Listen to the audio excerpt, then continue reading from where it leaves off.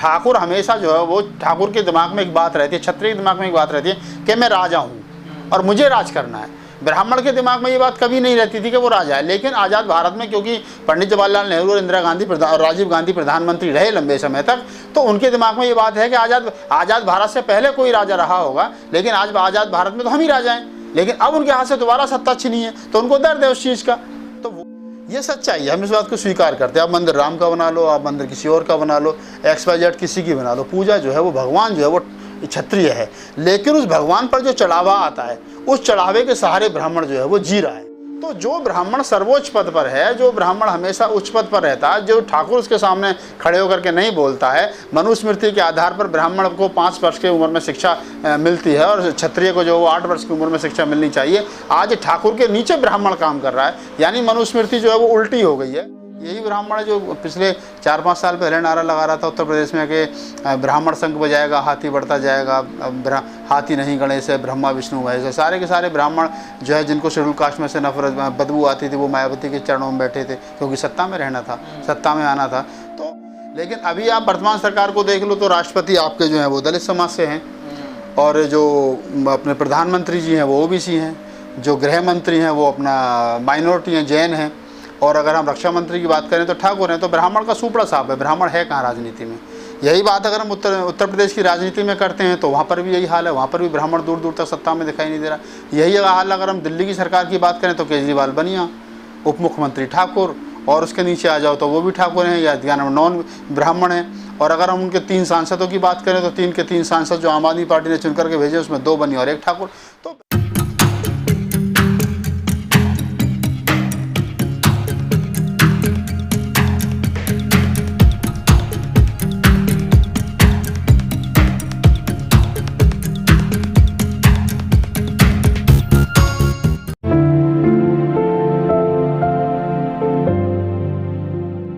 देखिए इसका बहुत बड़ा कारण, सबसे बड़ा कारण ये है कि आज की तारीख में आप देखेंगे चाहे तो राज्य सरकारें हैं और चाहे केंद्र की सरकार है, केंद्र की सरकार जो है वो आप उसके पिछले जो रिकॉर्ड है उनको उठा करके देख लो और वर्तमान की जो सरकार है उसको देख लो।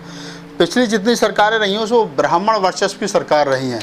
आज़ाद भारत में जो पहली सरकार बनी, चाहे कांग्रेस की जितनी सरकारें रही हैं, और उसके बाद में अभी जो मोदी जी की सरकार चल रही है, इससे पहले की जितनी सरकारें, उनमें ब्राह्मण जो है एक सर्वोच्च पद पर, चाहे राष्ट्रपति के पद पर, प्रधानमंत्री के पद पर, गृह मंत्री के पद पर, रक्षा मंत्री के पद पर वो रहे हैं। तो ब्राह्मण आज से पहले कभी आपने इतना आंदोलनकारी नहीं देखा होगा। आज से पहले आपने कभी जो है वो उतना एक्टिविस्ट उसमें नहीं देखे होंगे जो निकल करके आए और रोड पर खड़े होकर के कैमरे के सामने बोलें।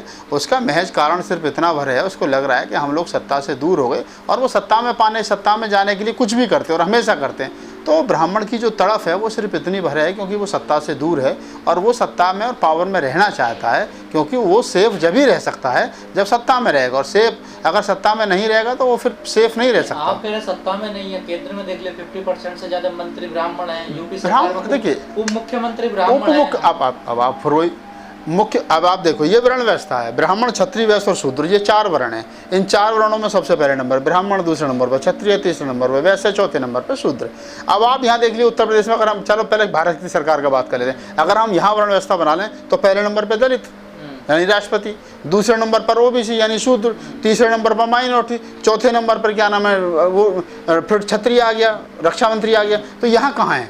यहाँ तो जो वर्ण व्यवस्था के आधार पर ब्राह्मण पहले नंबर पर होना चाहिए था वो चौथे नंबर पर भी नहीं है, यानी शूद्रों से भी नीचे चला गया। अब वो आप उत्तर प्रदेश में आ जाओ तो मुख्यमंत्री कौन है? ठाकुर। उप मुख्यमंत्री दूसरा कौन है? केशव प्रसाद मौर्य। तीसरा मुख्यमंत्री जाकर के जो है वो महेश शर्मा जो है क्या नाम है, दिनेश शर्मा जो है वो अपना मुख्यमंत्री है, वो ब्राह्मण है। तो आप समझिए वर्ण व्यवस्था उल्टी होगी, तो ये उसकी झटपटाहट का कारण है, इसको आप समझिए। नहीं तो कारण क्या है, किस वजह से इन लोगों? नहीं, कारण यही है, कारण तो स्पष्ट है ना कि जिसकी सत्ता रहेगी, जिसकी भागीदारी रहेगी, उनको मालूम है, RSS को पूरा मालूम है कि अगर उनको देश अपने तरीके से चलाना है तो उनको कहीं ना कहीं ब्राह्मण को सत्ता से दूर रखना पड़ेगा। ब्राह्मणवाद की ज़रूरत है उनको, ब्राह्मण की ज़रूरत नहीं है। उनको मालूम है ब्राह्मणवाद जो है वो उनके काम का है। ब्राह्मण जो वो कहीं ना कहीं पोलाइट हो जाता है धर्म के आधार पर, वो अपना फ़ायदा और नफ़ा नुकसान के चक्कर में जो है वो जल्दी पोलाइट हो जाता है, इसलिए उन्होंने उसको बाहर कर दिया। कट्टरपंथियों की ज़रूरत है। नहीं, RSS का प्रमुख ब्राह्मण रहा होगा, मैं राजनीति की बात कर रहा हूँ। राजनीति में जो है वो क्या नाम है ब्राह्मण, ये पहली बार आप देखेंगे आज़ाद भारत में पहली बार जो है वो ब्राह्मण लेस राजनीति मुल्क भर में चल रही है, और इसी का कारण है कि ब्राह्मण जो है वो झटपटाहट में, आप देखिए बड़े इस पर आपको दिख रहा है, जिस ब्राह्मण परशुराम ने क्षत्रियों का 21 बार जम्मू कश्मीर से लेकर के कन्याकुमारी तक कत्लेआम कर दिया, और पेट के जो बच्चे थे उनका भी कत्ल कर दिया, अगर उनमें लड़का मिला तो उसकी हत्या कर दी। जिस परशुराम ने ब्राह्मण ठाकुरों का इस हद तक क्षत्रियों का कत्लेआम किया हो, आज ठाकुरों की सरकार है, तो ब्राह्मण फिर अपने आप को सेफ कैसे समझ सकते हैं? वो कैसे मान सकते हैं कि आप सेफ रहेंगे?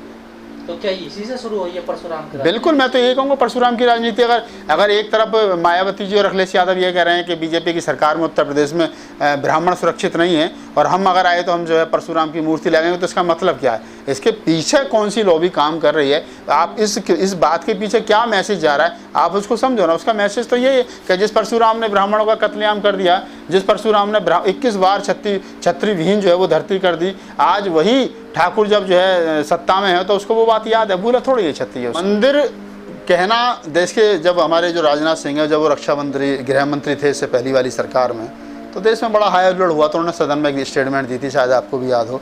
उन्होंने कहा था कि आप चाहे हिंदू धर्म की में राम की पूजा कर लो, चाहे जैन धर्म में महावीर की पूजा कर लो, चाहे बौद्ध धर्म में बुद्ध की पूजा कर लो, आप किसी धर्म को मान लो, पूजा ठाकुर की होनी है।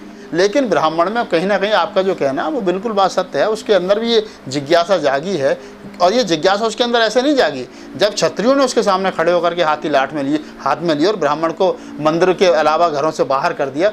तो अब ये राजनीतिक लाभ उठाने के लिए चाहे मायावती जी, चाहे अखिलेश यादव और चाहे तमाम और दूसरे नेता, उन्होंने ये बात कहनी शुरू की है कि अगर हमारी सरकार आई तो हम परशुराम की मूर्ति जो लगाएंगे या मंदिर उनका बनाएंगे। ब्राह्मण जागरूक हो रहा है राजनीति? नहीं, ब्राह्मण तो जागरूक शुरू से था। वो पहले भी अगर आप देखेंगे मुगल काल में, मुगल काल से पहले या मुगल काल के बाद में, तो राजा तो ठाकुर ही रहा है ना भाई, राजा तो ठाकुर रहा। मंत्री ब्राह्मण अपने आप को ऊपर मानता, तो ठाकुर की पूजा क्यों करता है? अरे ठाकुर की पूजा इसलिए करता है क्योंकि राजा ठाकुर रहा है, और राजा जो जिसका राज होता है, जो राजा होता है, जो अच्छे काम करता है राजा, लोग उसके पीछे चलने लगते हैं, उसकी जय जयकार करना शुरू कर देते हैं। अब ब्राह्मण क्या है कि ब्राह्मण उसकी जय जयकार पर जो चढ़ावा आता है उसके अनुसार उस चढ़ावे से अपना घर चलाता है। तो ये बात समझनी चाहिए कि अगर हम मुगल काल के बाद की बात करें, या जिसको ये राजपूत काल कहते हैं, क्षत्रिय काल कहते हैं, तो उसमें भी राजा कौन थे? राजा तो क्षत्रिय था ना, ब्राह्मण कौन था? ब्राह्मण उसका सलाहकार था। तो ब्राह्मण राजा बनना चाहता है? ब्राह्मण राजा बनना चाह रहा है क्योंकि आज़ाद भारत के बाद में ब्राह्मण राजा रहा है ना।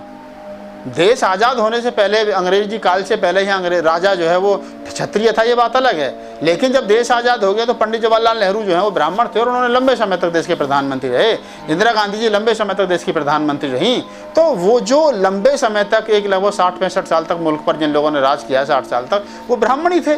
अब वो ब्राह्मण जब राज रहा तो ठाकुर जो है खदेड़ दिया गया, क्षत्रिय खदेड़ दिया गया था आज़ाद भारत में राजनीति में, राजपाट से। ब्राह्मण इसलिए नारा दे रहे हैं कि ये देश गांधी नेहरू का है?